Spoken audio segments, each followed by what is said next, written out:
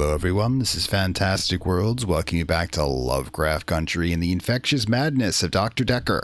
And now here we are with our favorite depressive, temporarily stranded patient, Nathan. So let's see what's bothering him today, shall we? Okay, how are you today? Hello again, Doctor. And again. I had a bit of a shaky loop incident, but let's not talk about it. Yesterday, I set fire to Hannah's clothes in the garden. I just wanted the day to move forward. I instantly regretted it. And lo and behold, here we are, a new day. Hannah's clothes are a pile of ashes. Quite symbolic in that regard, because I think the core of Nathan's depressiveness is his inability to move on from the death of his girlfriend, Hannah, which he blames himself, so therefore he's stuck in the time loop because he can't move forward into the future until he resolves it. So I guess our job is here to try to help him resolve it and avoid a Lovecraftian paradox that would destroy the universe. Because I don't see that as being impossible in this game. Why did you burn Hannah's clothes? I've kept almost all of her stuff as she left it. It's just the clothes. I've decided to burn those yesterday, so here I am. Hannah loved clothes. Every season, she'd donate her entire wardrobe to some charity or another, and only buy stuff she loved. I was left with winter. I don't even know what her favourite season was. Does it matter? What's your favourite season, Doctor? I'm actually kind of a winter myself. Well, as long as it's not too cold. I do like the winters up here in the Pacific Northwest being lovely and gray and wet and green and beautiful. Summers here are a bit brown. Kind of a Mediterranean feel to it sometimes. If you like winter, you're supposed to be hard-working and analytical. Nice, I am. I suppose that increases my chances of you curing my problem. I don't think winter was Hannah's favourite season. Not colourful enough. Okay, so cool, we've gotten that out of the way. Let's get back to the murder. Tell me about Dekker. I've got nothing. Okay, it would help if I spelled it better. Tell me about Dekker. Yeesh. Dr. Dekker felt that Hannah was holding me back. The memories of Hannah. In his opinion, I was holding on to the past. Well, I'm going to So have I to... guess he cursed me. If that's even a thing. In this game, maybe. He cursed you? Yes, Dr. Dekker cursed me. I don't really want to talk about it, but let's just say I blame him for the way I am. Can you give me some advice, Doctor? Probably. What advice? I've been trying to think how I can get past today. I've come up with a couple of choices. I could set fire to Hannah's photographs. I've got them in Dropbox anyway. But setting fire to the clothes did the trick. Or setting fire to a rocking chair. She sounds like an old lady, but she loved that rocking chair, which I've not sat in since. Well, honestly... Which one do you think's best? I think, honestly, the photos, because you can give away the chair. Somebody else might need it. But photos are a thing. And like you said, you've got backup digitally anyways. We can see it work. If it doesn't work, we'll be here again anyways. So, burn the photos. Photographs it is then. I'll let you know how it goes. Excellent. Okay, what were you doing on Valentine's Day, that fatal day that Dekker was killed? I was at Henley Church on Valentine's Day. God, everybody was there. Visiting Hannah's grave. It was the anniversary of her death. Her parents wanted a huge funeral with all the trimmings. Hannah would never have come for it. But it does give me somewhere to visit. I got to write the epitaph. Oh, that's good. What is the... I can't remember how to spell it. EIP... Epitaph. Ugh. Oh, for God's sakes, I'm going to have to do this just to get it to spell it. Hang on. Apologies on this. I was at Henley Church. We'll ask about the church in a moment, but yeah. I was at Henley Church on Valentine's Day. Visiting Hannah's grave. It was the anniversary of her death. Her parents wanted a huge funeral with all the trimmings. Hannah would never have come for it. It does give me somewhere to visit. I got to write the epitaph. There we go. EPTI. Okay, there we go. I got it. What is the epitaph? EPI. I-T-A-P-H. I'll ask about the church next. We walk alone without our angel. How poetic. Let's see. Tell me about Henley Church. See if you know Bryce. Actually, I could just ask that, couldn't I? I left Henley Church about 11 o'clock on Valentine's Day. I was talking to an archaeologist who said it uncovered some fossils resembling a strange cephalopod-like creature. What? Strange place to find an octopus, really. Huh? What? Do you think I've got something to do with Dr. Dekker's murder? Maybe you should ask your assistant who Dekker saw that day. Well, yeah, I kind of got her high up on the list here. Okay, what's next? Talk about that, talk about this. Well, actually, what were you doing at the time of Dekker's murder? It was a missed call. It was Valentine's Day, so I wasn't in the mood for conversation. Missed call? Kind of missing that. Tell me about the call. Pass. Okay, that's not it. It was a missed call. It was Valentine's Day, so I wasn't in the mood for conversation. Conversation.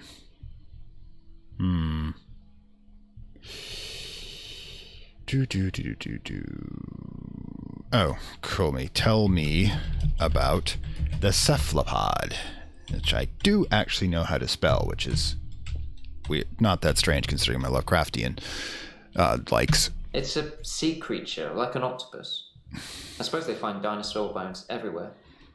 Just because we're on land now doesn't mean millions of years ago this place wasn't at the bottom of an ocean. Yeah. Oh, right. Remember what Bryce said about he was hassling the archaeologist? Let's see what we got here. Archaeologist. She was interested.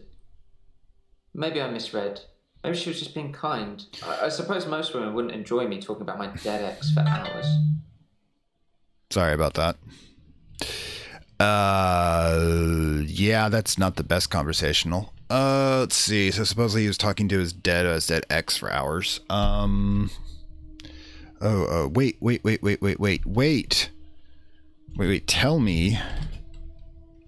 You had a conversation. We forgot about that. Or I forgot about it. You might have remembered it.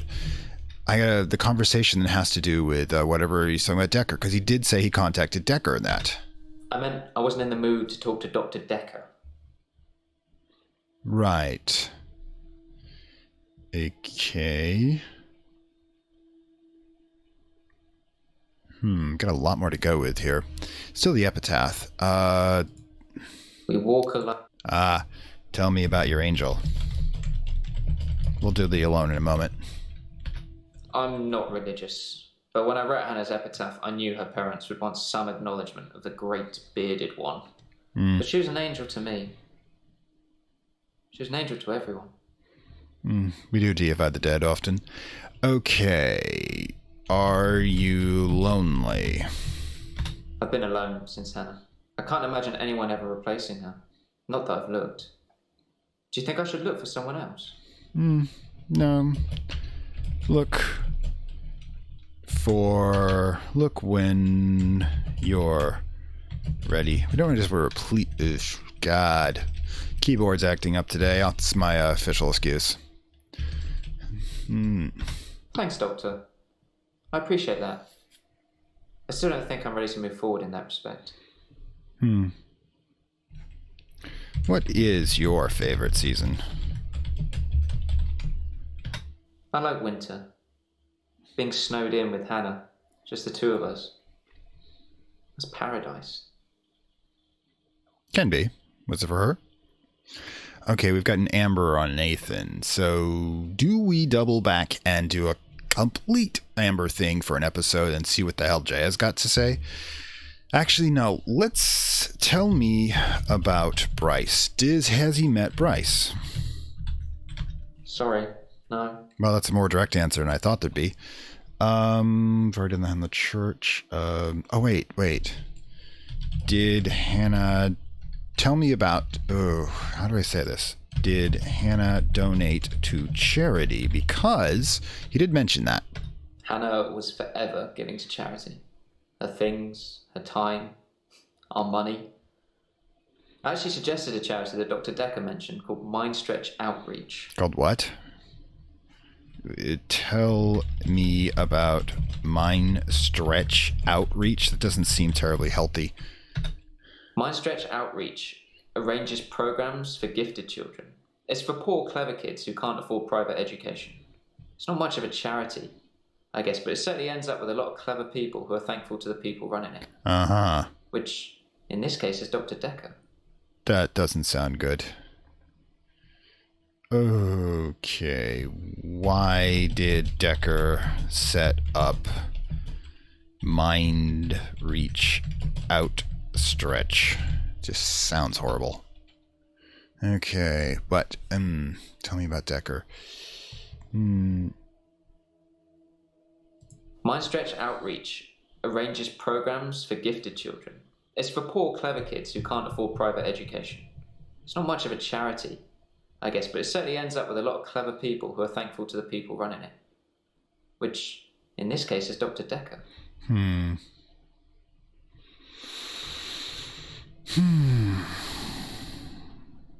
Children. Tell me about the children. There we go. This isn't going to end well. Come on. Keith. I don't know what you're talking about. Wait. Did Hannah meet Dekker? Because he was the head of the charity. Hannah never met Dr. Dekker. Probably for the best. She did donate to his charity once, though. Okay, so still got the Mind Stretch Outreach. Okay, what? Okay, we did the what is. Dekker set up charity. No, we've got to figure out how we're going to go through that. Let's see. Still more to do.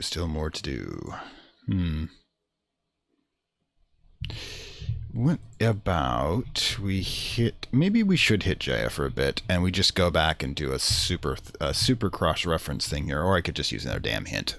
Hang on. Oh, come on. Because sometimes I'll get the right question, but you have to specifically. Why? Oh, for fuck's sake. So we're going to be doing the most hackneyed question that any therapist ever asks anyone. Oh, for crying out loud. Here we go. She's dead. Thanks for bringing that up. Oh, for fuck's sake. I didn't want to bring it up. The game did. Oh, how did your mother die? She stopped breathing. I don't know. I was 6. Something to do with her lungs. Why was that terribly important? I mean, seriously. So, yeah, let's see do we have another stupid hint? Oh, for crying out loud. Still have to do this charity thing. They didn't have one of the italicized ones. Mind Stretch Outreach arranges programs for gifted children. It's for poor, clever kids who can't afford private education.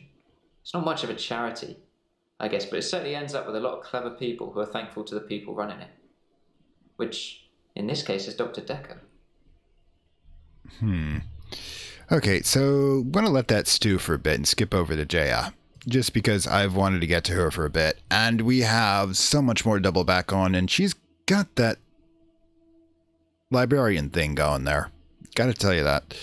Okay, so of all the people, I think Jaya worries me the most because she's the smartest and she has access to everything in my office. So if she is the killer, she's probably going to kill me too.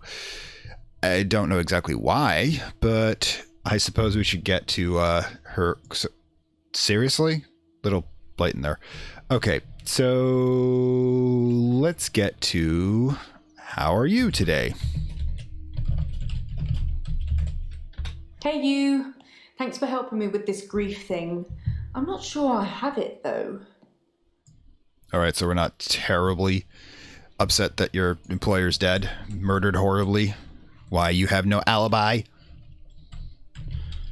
Tell me about your grief. Just sorry that you had to clean up. I don't really know where to start. I feel a bit numb.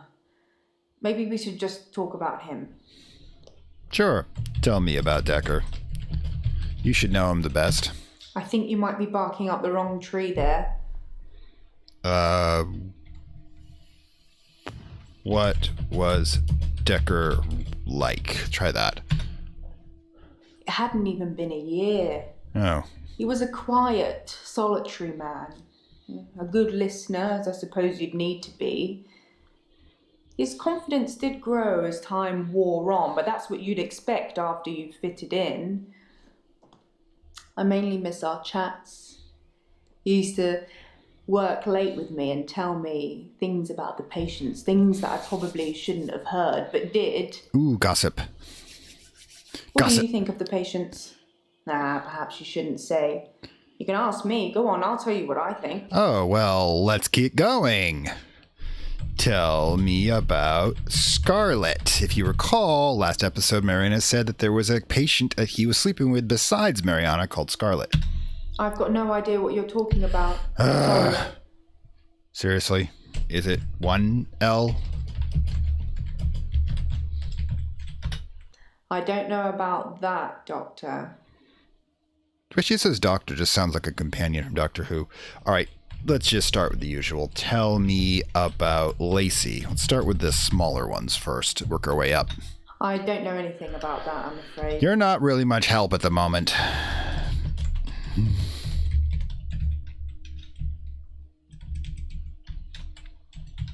You are going to be a pain, aren't you? It's very interesting that you asked me that. It's not... I take it that they weren't the interesting ones, okay? Tell me about Bryce. I think Bryce has a lot of misdirected anger. I don't think I like him that much. You know, sometimes when things overrun, he's outside waiting for you, and he stares at me as if he's undressing me with his eyes. You know, he's not the first person that's done that, but still, you know, it feels worse coming from him. What, the incel that can stop time? I can't imagine why that's a problem. Oh God, tell me about the husband killer. I don't know. Goddamn keyboard. It's supposed to be worse if I was actually doing one of the combat games. There we go. Claire seems to be shaken by something.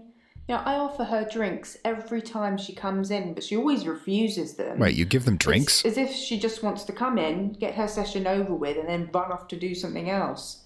It's a bit rude, isn't it? Well, I don't know if you should be getting the patients liquored up. I suppose there's some advantage to them being a little looser than that, but I don't... Oh God, the ethical breaches in this office are just horrible. Okay, let's talk about the Angel of Death. Elin seems like a lovely person. I'm not really sure why she's here. I'm sure we'll find out. Yeah, let's go right to the one everybody wants to know about. Mariana is a special girl. You know, there's something about her that just makes you want to follow her. Maybe that's what a trendsetter looks like. Well, maybe she'd be a good Instagram influencer. Okay, tell me about Nathan. Oh, I just want to cuddle Nathan all up. He's such a mess. He's always in the same clothes. You know, he barely talks to me, though. It's the same hello every time. He reminds me of Tom. Tom. Anyways, yeah. There's a reason for that. Anyways, tell me about Tom. Let's just keep going. Tom was a quiet mess, like Nathan. Youngish, in his early 20s. He taught piano, but he did have a strange hobby. Okay, what was Tom's hobby? Tom liked to base jump. That's basically falling from a huge building or mountain and pulling your parachute before you hit the ground. Well, hopefully. He started to think he could fly. Dr. Dekker tried to talk him out of it, but Tom had to prove his point. So one day, Tom decided to base jump without a parachute. Can you guess what happened? Tom died. He did die. He was hit by a rock from further up the mountain. He never got to fly. Nathan thinks he knows what his problem is too, but if he's not careful, he'll get hit by that rock. I wish I'd said goodbye. Is there someone you want to say goodbye to? Also, that's a little weird. I mean, you think Dekker probably did encourage him to jump at this rate. I wish I'd said goodbye to Dr. Dekker. It was so sudden. Here, then gone. He resigned anyway, but that's not the same, is it? Wait, he resigned? Dr. Dekker resigned shortly before his murder. It's sad, but doctors come and go and only poor Jaya remains. I've got his resignation letter somewhere. I do all the hiring and firing around here. Well, Professor Alderby and the Trust technically do that. The Trust? Okay, tell me about Albert. Tell me about okay, so the dude we saw like 3 episodes ago going on about how he was going to make crazy people break reality is running this place. I think we figured out the plot here. Professor Alderby is a trustee. Did I not mention that? No. Oh my gods. Okay. A trustee. I think I'm going to get into trouble now. Have you ever heard of secret shoppers? Well, Professor Alderby posed as a patient to test Dr. Dekker. It's just a thing that he does. I'm sure he'll come and visit you at some stage, so please play along. Secret shoppers, indeed. Okay, so Albert is going to show up, and we're going to have to figure out what the hell we're going to do with him. This is just getting weirder and weirder and weirder. Wait, yeah, tell me about Ben. Remember Ben, the dude who's suing us? So, should I get a solicitor, or shall we try and talk it out with him? Solicitor would cost money, but we got to get a solicitor. We got to lawyer up. Yeah, I mean, the thing is, we're sitting on money here, and Ben's going to try to hit us for as much as he can. Okay, Ben, I'm sorry the guy before me got killed, but I don't think... Well, true, it's not my money, so it's not my solicitor. I'm not paying for it. I think we should get a solicitor. I know the perfect firm. I'll do it all. Don't worry about it. That does worry me. I've got insurance for these kinds of things anyway. But the cheek of it.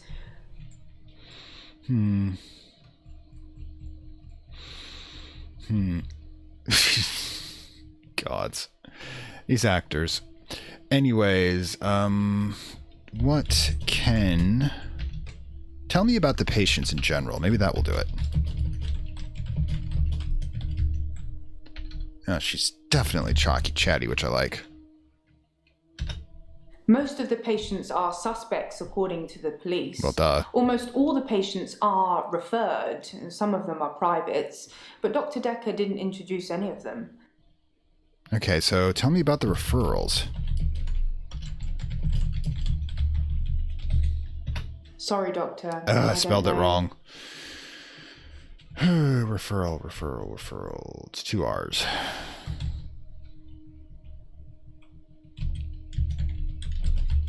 Getting lazy there. Yes. Letters, parking tickets, holiday destinations. I find those referral letters... He was sure there was a pattern in them. Pattern? Mainly he was searching for a common experience the patients might have had. That's what led them to his office. He'd study everything, even the referral letters. Little obsessive, but then we should expect that of the good doctor.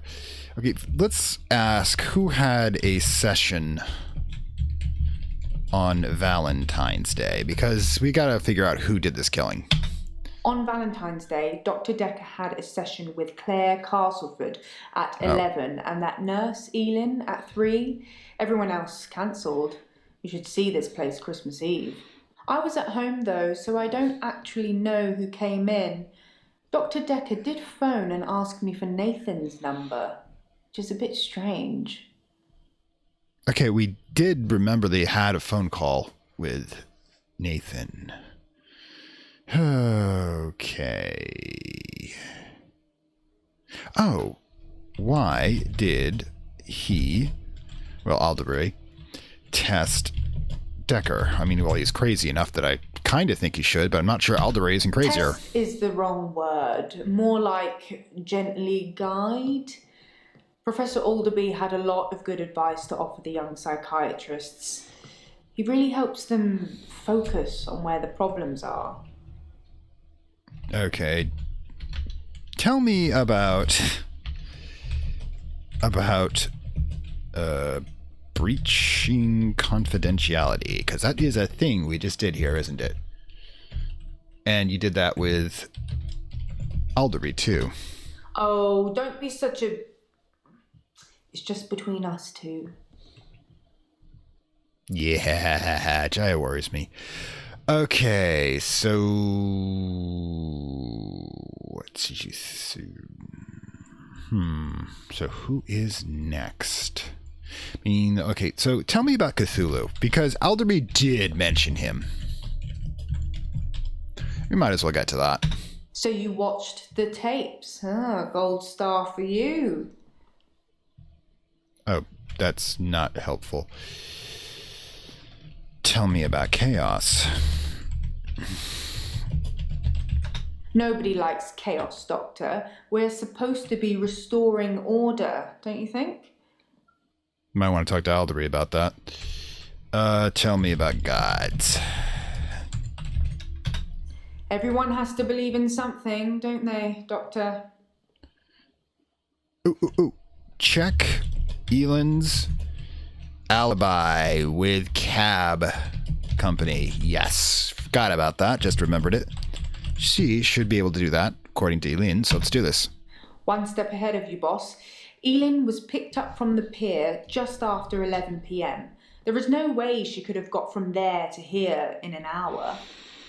All right, so we have Elaine from 11 p.m. and Mariana supposedly watching her. So if that's accurate, and Jaya's not setting me up here, that puts Elaine and Mariana off the suspect list for the moment. We still have Bryce, Nathan, and Claire. Jaya, of course. I don't think the other ones, like Lacey and Jasmine, are serious contenders since they're not even required. Ooh, she said she headhunted us, remember? Oh, he headhunted us. I've recruited the last 5 doctors since I've been here. I've got a flair for recognising the extraordinary. Both you and Dr. Dekker were extraordinary. How were we extraordinary? We're both Cambridge graduates, both top of the class. We were? Both pliable, obedient slaves to my every whim. Okay. Yeah, that last one's more of a hope than a must-have attribute. Yeah. Gee. If she turns out to be a dom, I am not going to be surprised whatsoever. Yeah, she's the one actually running everything. She's the one everything passes through. She's the one who selects the personnel. She's the one who gets the money from the trust, handles the lawsuits. Jaya's the one running this office, and we are just kind of doing it for her. That's what hopefully we get paid well. Okay, so what? Let's see what else we're supposed to be checking on here. Clues. Ooh, we could check designation letter. Let's do that. To whom it may concern, please accept this letter as a notice from my intention to resign from the position. That's the 11th of February, which usually give a month out. So that ain't a lot, mind you. Okay, let's see if we've got anything remaining here. Trustee. I think I'm going to get... Get in trouble. How will you get in trouble? How will you? God damn it. Keyboard. This practice is owned by a trust. They make all the money and leave me to make all the decisions, which generally means making lots of money. I headhunted Dr. Dekker. And you? Right. I got that previously from the last time we talked to her, but this would have done it as well. Should have said hi. I think it was hired instead of headhunted. Got kind of a corporate mentality, I guess, after been recording too many Secret Worlds of the Illuminati. Let's see. Anything else? Because I still think you're red on me. What was Dekker like? We've got way a lot It of... hadn't even been a year. He was a quiet, solitary man. A good listener, as I suppose you'd need to be. His confidence did grow as time wore on, but that's what you'd expect after you've fitted in. I mainly miss our chats.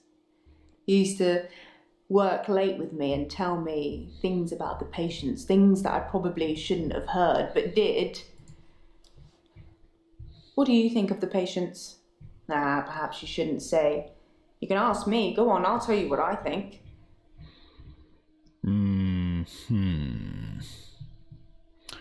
Oh, wait, of course.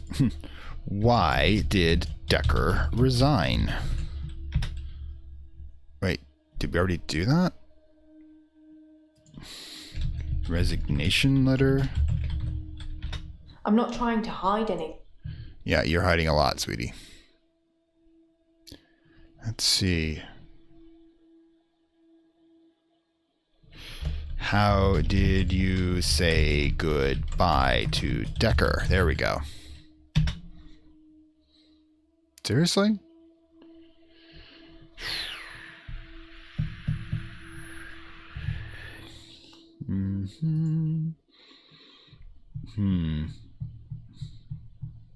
Okay, so at this point, we're gonna have to do some cross-referencing. Now, we may have to go back and do so. I mean, we're at the 31 mark now, so let me toss a couple other things I can think of at people. Nathan, do you know Bryce? Because he's at the church, too. Oh, for crying out loud, his keyboard is acting up. Which is not, of course, tell me about Bryce. That's not really... All right, you don't know anything about it. Okay. This might be where I'm going to have to skip over to the next episode, which is essentially me trying to clear all of these into green, which is probably going to be a half hour unto itself. But for the moment, yeah, Jaya's the one that kind of frightens me a little. She's obviously got all the power in this relationship. I mean, to the point where she's not even wearing shoes in my office, but I suppose I could let Mariana get away with that. I gotta let Jaya get away with it. But yeah, she's the one quietly running things behind the scenes. And Alderby is a completely unknown factor who seems to be trying to create chaos, and Jaya's trying to create order. Is this like what they do? Is this their hobby or something? And we still have all the problems with Bryce, Claire, Elaine, Mariana, Nathan, and the other two up there. Because thing is that why the murder mystery does seem to be going on. I mean, I'm kind of locking on to, like I said, who it is. Nathan. If Nathan and Bryce can cancel each other out for Bryce noticing Nathan was talking too much to the archaeologist, that leaves it to be Claire, essentially. Because essentially, Eileen and Mariana cancel each other out. Bryce and Nathan cancel each other out. But that leaves Eileen or Jaya here, of course, who could be the killer. So we're going to have to narrow that down as we go through. Jaya is going to be impossible to get a alibi on, I swear. But we can possibly pin down Claire later. Okay, so in the meantime, then, I'm going to take a break for a bit, then come back and tackle the questions. And if it gets really bad, I will hit a guide, because, like I said, I like to suck all the juicy data out of this game. But if you like this, like, share, and subscribe. And if you really like it, down below, there is the links to the Gumroad payment platform to help me expand the channel. Additional material unlocked. We'll have the Secret World Legends Lore Hunter series is the next one. And, of course, we were running a promotion where we hit 150 subscribers, and I will do Lust from Beyond, and we hit 150. The demo, anyways. And yes, I will be doing that sometime relatively soon. I just finished up the final edits on the 125th subscriber bonus, which is a live reading of From Beyond. My first attempt at a full radio play in that regard. And 150 will be hitting. Next one after the Lust from Beyond will be a live reading of Robert Chambers' King in Yellow story, The Repair of Reputations. There's a lot to go into that one because he was Lovecraft before there was a Lovecraft in the 1890s. Cosmic horror goes far beyond that distinguished gentleman. But anyways, this is Fantastic World saying farewell from Lovecraft Country, and I'll see you next time.